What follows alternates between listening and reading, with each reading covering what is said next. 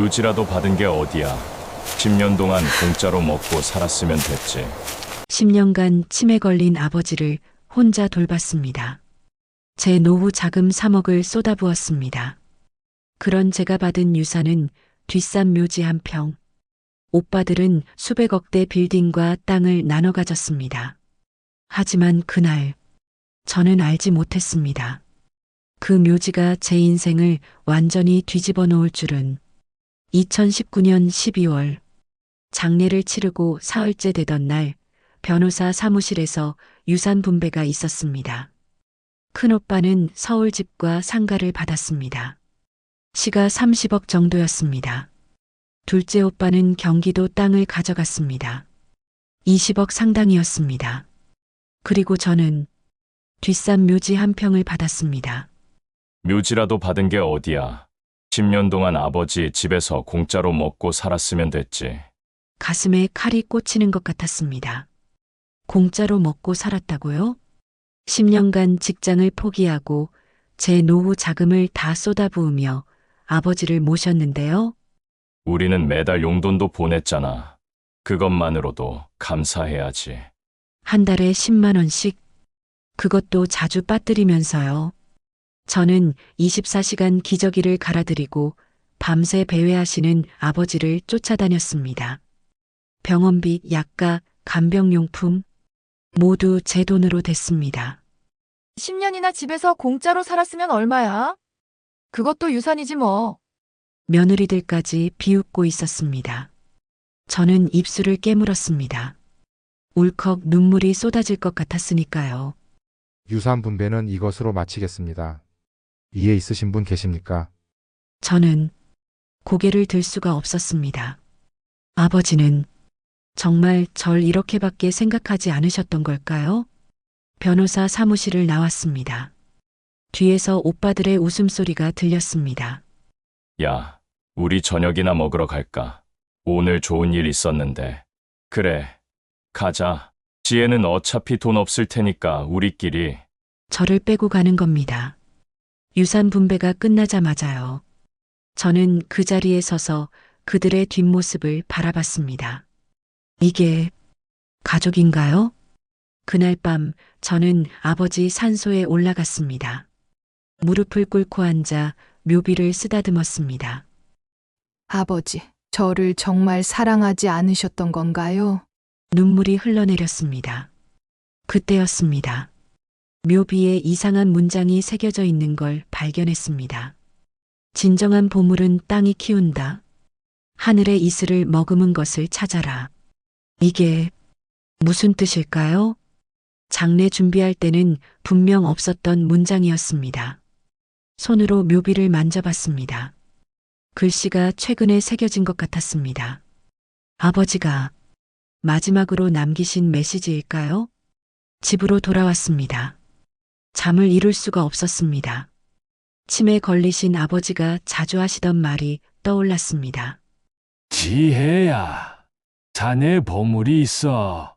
그때는 헛소리라고 생각했습니다. 하지만 지금 생각해보니 혹시 아버지는 정신이 온전하실 때 이미 준비해 두신 게 아닐까요? 다음 날 아침 결심했습니다. 그 땅의 비밀을 찾아보기로요.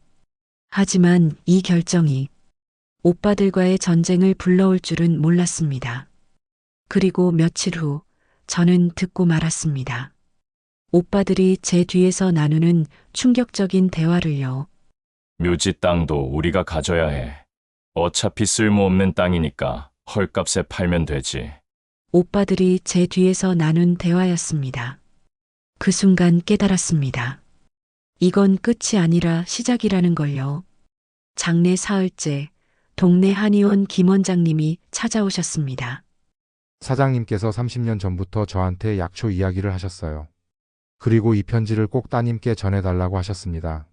한의사 선생님이요? 아버지가 약초에 관심이 있으셨다는 건가요? 봉투를 받아들었습니다. 손이 떨렸습니다. 아버지 필체였습니다. 치매 걸리시기 전 또박또박 쓰신 글씨였습니다. 편지를 펼쳤습니다. 지혜야, 10년간 정말 고마웠다. 오빠들에게 빌딩과 땅을 줬지만 진짜 보물은 너에게 줬다. 묘지는 벌이 아니라 선물이다. 그 땅의 진짜 가치를 찾아라. 오빠들은 절대 모르게 해라. 그들은 이해하지 못할 것이다. 눈물이 쏟아졌습니다. 아버지는 다 알고 계셨던 겁니다. 하지만 동시에 두려웠습니다. 진짜 보물? 오빠들은 모르게? 이건 마치 저를 시험하시는 것 같았어요. 아버지 뜻을 지켜야 할까? 아니면 현실을 봐야 할까? 묘지 땅 하나로 오빠들과 싸워야 한다는 게 너무 버거웠습니다. 하지만 머뭇거릴 시간이 없었습니다. 다음 날 토지 전문가에게 연락했습니다. 묘지 주변 땅을 조사해 주실 수 있으세요? 물론입니다. 다음 주 월요일에 시작하겠습니다. 바로 다음 주로 약속을 잡았습니다. 하지만 그 소식이 오빠들 귀에 들어가고 말았습니다. 사흘 후 저녁, 집 앞에 큰오빠 차가 서 있었습니다. 현관문을 열자마자 오빠 둘이 거실에 앉아 있었습니다. 지혜야, 묘지에 무슨 공사를 한다며? 어떻게 알았지? 누가 고자질한 겁니다. 동네 어르신 중 한 분이 오빠에게 전화했던 거죠. 아버지 뜻이에요. 땅을 조사해 보려고요. 땅 조사. 쓸데없는데 돈 쓰지 마. 그 묘지 땅 우리가 사줄게. 5천이면 되지? 5천만 원. 제 땅을 사겠다고요? 안 팔아요. 제 땅이니까요. 야, 지혜야. 묘지밖에 없는 땅 가지고 뭐 할 건데? 우리가 좋은 값에 사준다는데. 좋은 값이라고요? 아버지가 남기신 땅을 고작 5천만 원에 넘기라고요? 싫어요. 안 팔아요. 아니, 넌 대체 왜 그래? 아버지가 편지 남겼다고 뭐 대단한 거라도 있는 줄 알아? 그 순간 깨달았습니다. 오빠들도 편지를 알고 있었던 겁니다. 편지를 어떻게 알았어요? 동네에서 다 아는 얘기야. 아버지가 너한테 뭔가 남겼다고. 근데 그게 뭐 대수야. 아버지 치매 걸리기 전에 쓴 거잖아. 더 이상 말하고 싶지 않았습니다. 저는 방으로 들어갔습니다. 하지만 방문을 닫지 않았습니다. 복도 모퉁이에 몸을 숨기고 귀를 기울였습니다. 아버지가 생전에 그 산 약초 얘기 자주 하셨잖아. 분명 뭔가 있어. 그럼 변호사 통해서 유산 재분배 신청하자. 아버지 치매 상태였으니 유언장 무효라고 하면 돼. 좋아. 묘지 땅도 우리가 가져야 해. 혹시 정말 뭐가 있으면 우리가 먹어야지. 숨이 막혔습니다. 유산 재분배, 아버지 편지를 무효라고, 그리고 뭐가 있으면 우리가 먹어야 한다고요? 손이 부들부들 떨렸습니다. 조용히 방으로 돌아왔습니다. 침대에 앉아 생각했습니다. 이제 어떻게 해야 하지? 오빠들이 법적으로 묘지 땅을 빼앗으려 한다면 저는 어떻게 막아야 할까요? 하지만 동시에 생각했습니다. 아버지는 왜 저에게만 이 땅을 주셨을까? 정말 뭔가 있는 걸까? 아버지를 10년간 모신 건 단순히 묘지 땅 때문이 아니었습니다. 사랑이었습니다. 그런데 지금 오빠들은 그 사랑마저 돈으로 환산하고 있었습니다. 핸드폰을 꺼냈습니다. 김 원장님께 전화를 걸었습니다. 원장님, 혹시 아버지께서 다른 말씀은 안 하셨나요? 그 땅에 대해서요. 사장님께서 30년 전부터 그 땅을 조사하셨다고 들었습니다. 뭔가 특별한 게 있다고 하시더라고요. 30년 전부터 그럼 정말 뭔가 있다는 거잖아요. 아버지는 30년간 준비하셨던 겁니다. 그리고 그걸 저에게만 말씀하셨던 거고요. 더 이상 망설일 수 없었습니다. 다음 날 아침 결심했습니다. 조사를 당장 시작하기로요. 오빠들보다 빨리 움직여야 했습니다. 전문가에게 전화를 걸었습니다. 내일 당장 시작해 주세요. 급합니다. 하지만 그날 저녁 오빠들이 변호사를 데리고 나타났습니다. 그리고 10년간 참았던 제 분노가 폭발하고 말았습니다. 저는 오빠들 앞에서 10년치 계산서를 꺼냈습니다. 10년 동안 제가 쓴 돈이 3억입니다. 오빠들이 보낸 돈은 총 1200만 원. 차액 2억 8800만 원 주시면 묘지 땅 나눠드릴게요. 10년간 삼켰던 계산서를 그날 밤 오빠들 앞에 던졌습니다. 사흘 후 저녁 7시 초인종이 울렸습니다. 문을 열자 오빠 둘과 낯선 남자가 서 있었습니다. 지혜야, 우리 변호사 선생님이야. 유산 관련해서 정리할 게 있어서. 변호사, 가슴이 철렁 내려앉았습니다. 고인께서 남기신 유언장에 대해 재검토가 필요할 것 같습니다. 치매 상태에서 작성된 문서는 법적 효력이 약할 수 있습니다. 아버지 편지를 무효화하겠다는 거였어요. 묘지 땅은 우리가 적정한 가격에 사줄게. 적정한 가격이라고요? 며칠 전엔 5천만 원이라고 했잖아요. 아버지 편지는 치매 걸리시기 전에 쓰신 거예요. 변호사 입회하에 작성하셨고요. 저는 편지 하단을 보여줬습니다. 날짜와 변호사 서명이 있었습니다. 변호사의 얼굴이 굳었습니다. 하지만 오빠들은 포기하지 않았습니다. 현실적으로 생각해봐. 묘지 땅 가지고 뭐 할 건데. 우리가 사주면 현금 생기잖아. 순간 머리끝까지 화가 치밀었습니다. 10년 동안 참았던 게 한순간에 터졌습니다. 오빠들, 계산 좀 해볼까요? 저는 가방에서 파일을 꺼냈습니다. 10년간 정리해온 영수증과 장부였습니다.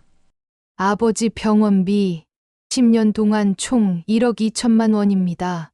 간병용품, 기저귀, 약값 3,500만 원, 생활비, 식비, 공과금 1억 5천만 원, 총 3억 500만 원입니다. 제가 혼자 부담한 금액이에요. 오빠들의 얼굴이 굳어졌습니다.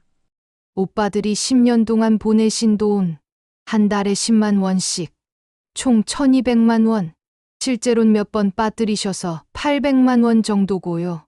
차액 2억 8800만 원 주시면 묘지 땅 나눠드릴게요. 야, 지혜야. 우리가 돈을 왜 줘야 해? 그럼 제가 왜 묘지 땅을 줘야 하나요? 우리가 매달 용돈 보냈잖아. 한 달에 10만 원이요?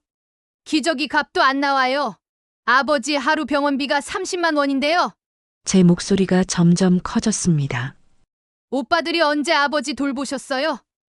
밤새 배회하실 때 쫓아다녀 보셨어요? 기저귀 갈아들여 보셨어요? 우리도 바빴어. 회사 다녀야 하고. 저는 직장 관뒀어요. 10년 동안 제 인생이 멈췄다고요. 노후 자금 3억을 다 쏟아부었어요. 제 미래를 포기했어요. 그런 제가 받은 게 묘지 한 평이에요. 변호사가 난처한 표정으로 일어났습니다. 너 정말 이기적이구나. 이기적인 게 누구예요? 아버지 돌아가시자마자 묘지 땅까지 빼앗으려는 게 이기적인 거 아니에요? 좋아. 각오해. 법적으로 대응할 거야. 하세요. 저도 변호사 있어요. 횡령으로 고소할 수도 있고요. 횡령. 무슨 횡령? 아버지 통장에서 몰래 돈 빼간 거 다 알아요. 5년 전부터요. 오빠들의 얼굴이 새하얗게 질렸습니다. 오빠들은 황급히 나갔습니다. 문이 쾅 닫혔습니다. 저는 바닥에 주저앉았습니다. 온몸이 떨렸습니다.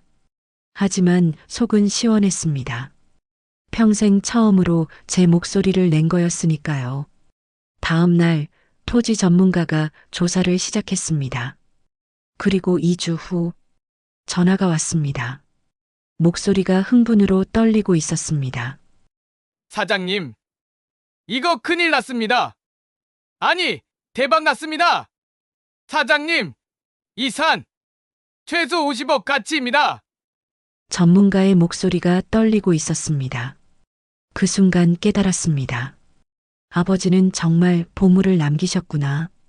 2주 후 전문가에게서 전화가 왔습니다. 사장님, 지금 당장 오실 수 있으세요? 큰일 났습니다. 목소리가 흥분으로 떨리고 있었습니다. 저는 곧바로 산으로 달려갔습니다. 묘지 근처에 전문가가 서 있었습니다. 손에는 토양 분석 보고서를 들고 있었습니다. 사장님, 이 땅 엄청납니다. 뭐가요? 희귀약초 자생지입니다. 산삼, 더덕, 당귀. 이런 약초들이 자랄 수 있는 특수 토질이에요. 가슴이 쿵쾅거렸습니다. 특히 이 토질은 치매 예방 효능이 있는 약초들이 잘 자라는 땅입니다. 전국에서도 몇 안 되는 곳이에요. 치매 예방이요? 눈물이 핑 돌았습니다. 아버지가 치매로 고생하셨던 그 산에서 치매 약초가 자란다고요? 그리고 이거 보세요. 전문가가 오래된 서류를 꺼냈습니다. 30년 전 작성된 조사 보고서였습니다. 아버지 이름이 적혀 있었습니다. 사장님 아버님께서 30년 전에 이미 다 조사해 놓으셨더라고요. 토질, 약초 종류, 개발 가능성까지. 아버지는 30년 전부터 알고 계셨던 겁니다. 이 땅의 진짜 가치를요. 보수적으로 잡아도 50억 가치입니다. 약초 농장으로 개발하면 그 이상이고요. 다리에 힘이 풀렸습니다. 주저앉았습니다. 50억이요? 묘지 한 평이. 50억이요? 그런데 더 놀라운 게 있었습니다. 묘지에서 3미터 떨어진 큰 나무 아래 전문가가 그곳을 가리켰습니다. 여기 뭔가 묻혀 있는 것 같습니다. 삽으로 조심스럽게 파내려 갔습니다. 오래된 나무 상자가 나왔습니다. 방수 처리가 되어 있었습니다. 손이 떨렸습니다. 뚜껑을 열었습니다. 첫 번째로 보인 건 사진첩이었습니다. 50년치 가족 사진이었습니다. 제가 태어난 날부터 성인이 되고 아버지를 돌보던 모습까지 모든 순간이 사진으로 남아 있었습니다. 뒷면엔 아버지 필체로 메모가 있었습니다. 1970년 3월 15일 지혜 탄생. 세상에서 가장 예쁜 딸. 1995년 5월 지혜가 이 산에 와서 웃었다. 여기를 좋아한다고. 2009년 8월 지혜가 직장을 그만뒀다. 나를 돌보겠다고. 눈물이 쏟아졌습니다. 두 번째는 편지 뭉치였습니다. 50통이 넘었습니다. 한 장을 펼쳤습니다. 지혜야, 2015년 겨울이다. 오늘 내가 내 기저귀를 갈아줬다. 미안하다. 아버지가 이 꼴이 돼서 오빠들은 전화도 잘 안 한다. 하지만 너는 매일 옆에 있어 준다. 돈으로는 이 은혜를 갚을 수 없다는 걸 안다. 그래서 평생 준비한 이 땅을 주기로 했다. 여기로 치매 환자들을 도와다오. 그게 아버지 마지막 소원이다. 편지를 읽다가 주저앉고 말았습니다. 아버지는 다 알고 계셨던 겁니다. 치매에 걸리셔도 제 희생을 다 기억하고 계셨던 거예요. 세 번째는 노트였습니다. 약초 연구 노트였습니다. 이 산의 토질은 특별하다. 30년간 연구한 결과 치매 예방 약초가 자란다. 지혜만이 이 뜻을 이룰 수 있다. 오빠들은 이해하지 못할 것이다. 그들은 돈만 벌 것이다. 하지만 지혜는 사람을 본다. 마지막에는 USB가 있었습니다. 집에 와서 컴퓨터에 꽂았습니다. 영상 파일이었습니다. 치매 걸리시기 직전에 촬영하신 거였습니다. 화면 속 아버지가 말씀하셨습니다. 지혜야, 이 영상을 보고 있다면 아버지는 이미 떠났겠구나. 오빠들에게 빌딩과 땅을 줬다. 그들이 원하는 거니까. 하지만 너에게는 아버지 마음을 줬다.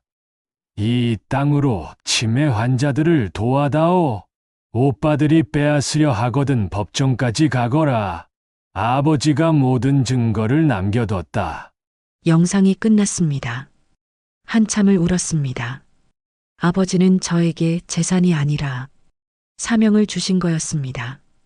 다음 날 오빠들에게서 법원 소환장이 왔습니다. 유산 무효 소송이었습니다. 좋습니다. 법정에서 끝을 보겠습니다. 저는 모든 증거를 챙겼습니다. 사진, 편지, 연구 노트, 영상, 토지 감정서, 그리고 한 가지 더. 오빠들이 아버지 통장에서 몰래 빼간 5년치 거래네요. 이제 전쟁입니다. 피고인의 10년 돌봄 기록과 고인의 명확한 뜻이 인정됩니다. 원고 패소. 판사님 목소리가 법정에 울려 퍼졌습니다. 오빠들의 얼굴이 새하얗게 질렸습니다. 3개월 후 법정에 섰습니다. 왼쪽엔 오빠 둘과 변호사가 앉아 있었습니다.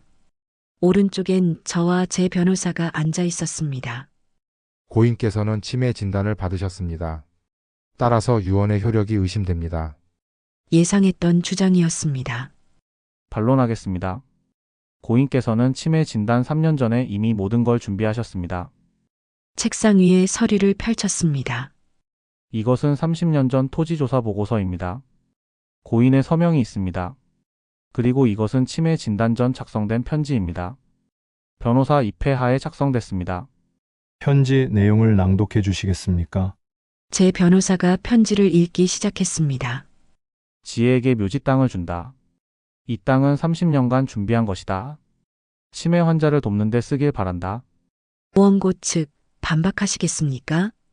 하지만 유산 분배가 불공평합니다. 원고들은 수백억을 받았지만 불공평하다고요? 제 변호사가 파일을 꺼냈습니다. 피고인이 10년간 고인을 돌보며 지출한 금액입니다. 총 3억 500만 원입니다. 영수증과 통장 내역을 제출했습니다.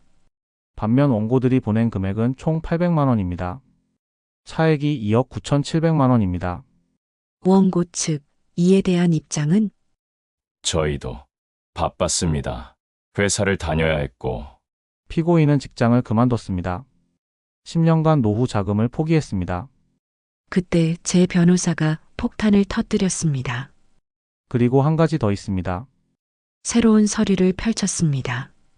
이것은 고인의 통장 거래 내역입니다. 5년간 총 8,500만 원이 원고들에 의해 무단 인출됐습니다. 오빠들의 얼굴이 굳어졌습니다. 원고들, 이것이 사실입니까?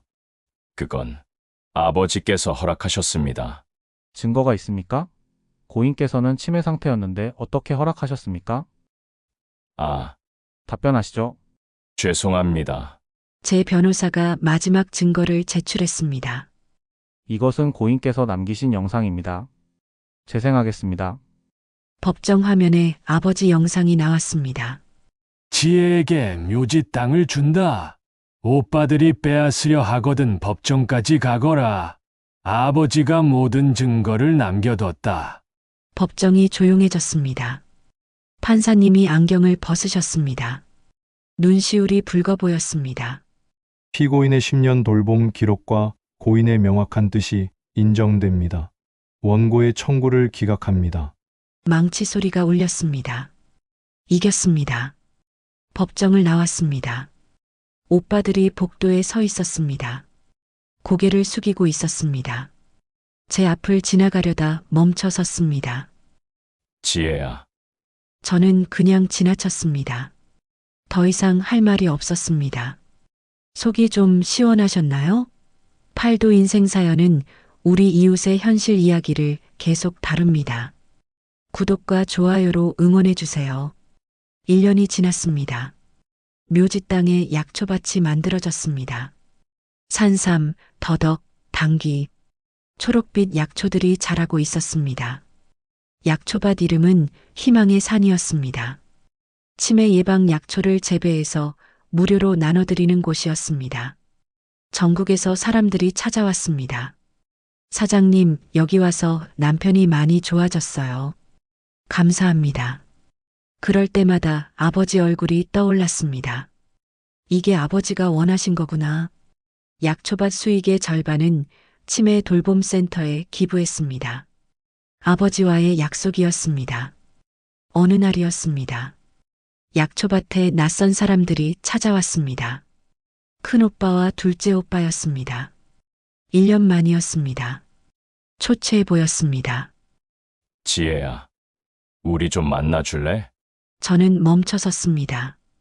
미안하다. 정말 미안하다. 큰오빠가 무릎을 꿇었습니다. 둘째 오빠도 따라 무릎을 꿇었습니다. 우리가 짐승이었어. 돈에 눈이 멀어서. 동생을, 아버지를 배신했어. 사업도 망했어. 빌딩도 땅도 다 날렸어. 이제 아무것도 없어. 오빠들이 울고 있었습니다. 용서해줘. 제발, 한 번만 용서해줘. 저는 그들을 내려다봤습니다. 1년 전 같았으면 그냥 돌아섰을 겁니다. 하지만 지금은 달랐습니다. 꿈에서 아버지가 말씀하셨던 게 떠올랐습니다. 지혜야, 원망으로는 아무것도 얻을 수 없다. 저는 천천히 입을 열었습니다. 일어나세요. 용서는 해드릴게요. 하지만 조건이 있습니다. 그날 저는 더 이상 착한 막내딸이 아니었습니다.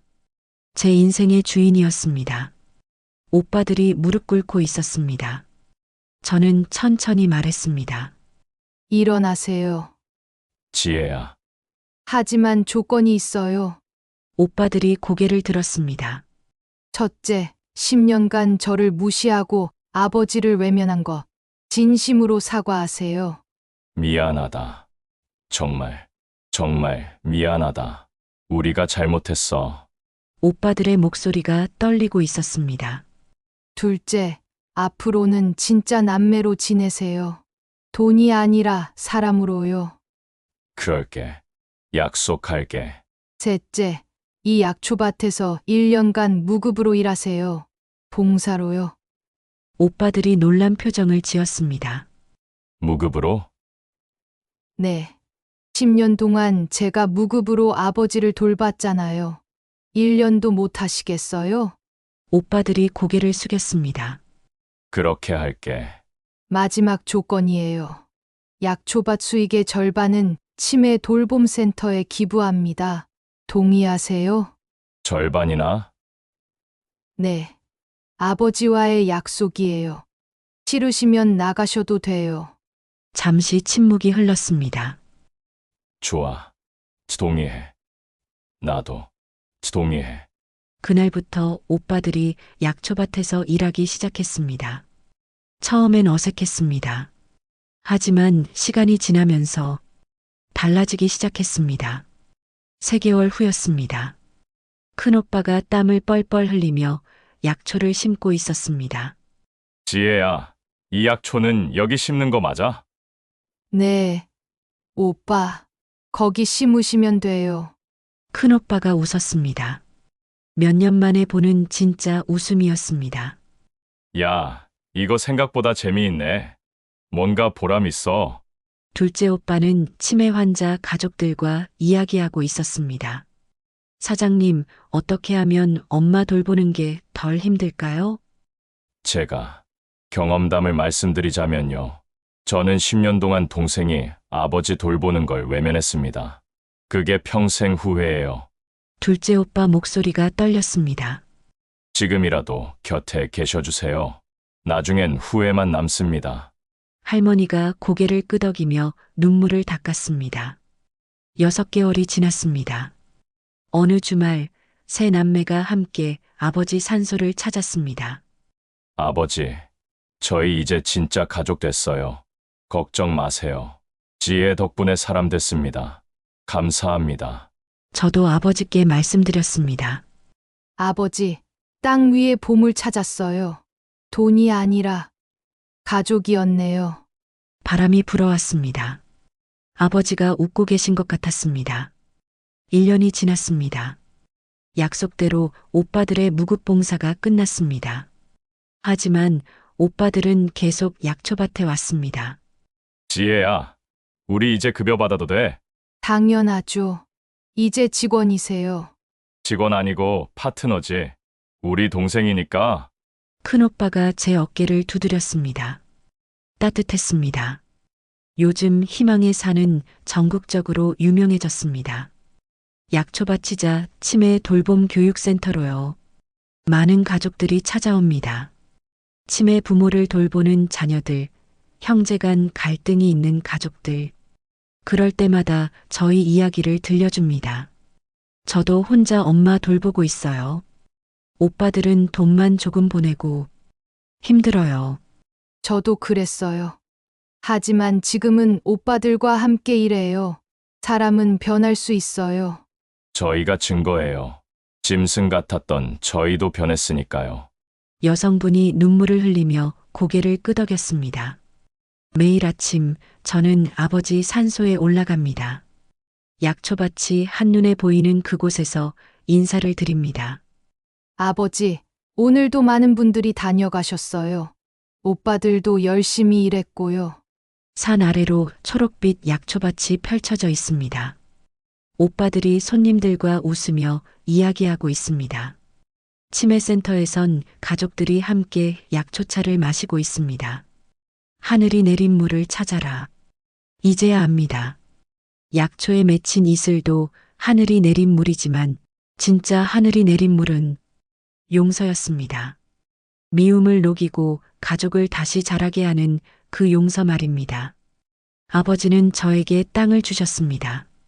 하지만 진짜 유산은 땅이 아니었습니다. 희생하는 사람이 결국 가장 많이 받는다는 진리였습니다. 용서가 복수보다 강하다는 깨달음이었습니다. 그리고 가족은 다시 시작할 수 있다는 희망이었습니다. 산 위에서 약초밭을 내려다봅니다. 오빠들이 손을 흔듭니다. 저도 손을 흔들어 줍니다. 아버지 묘비에 새겨진 문장이 다시 떠올랐습니다. 진정한 보물은 땅 위에 있다. 맞습니다.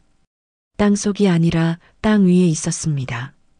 함께 웃고, 함께 일하고, 함께 살아가는 가족. 그게 바로 아버지가 제게 남겨주신 진짜 보물이었습니다. 묘비 앞에 무릎 꿇고 앉습니다. 아버지, 이제야 다 알겠어요. 묘지 한 평이 아니라 새로운 시작을 주신 거였네요. 감사합니다. 정말 감사합니다. 바람이 불어옵니다. 아버지의 목소리가 들리는 것 같습니다. 잘했다. 지혜야, 정말 잘했어. 여러분은 어떠신가요? 이 이야기가 마음에 와닿으셨다면 구독과 좋아요로 응원해 주세요. 여러분의 가족 이야기도 댓글로 들려주세요.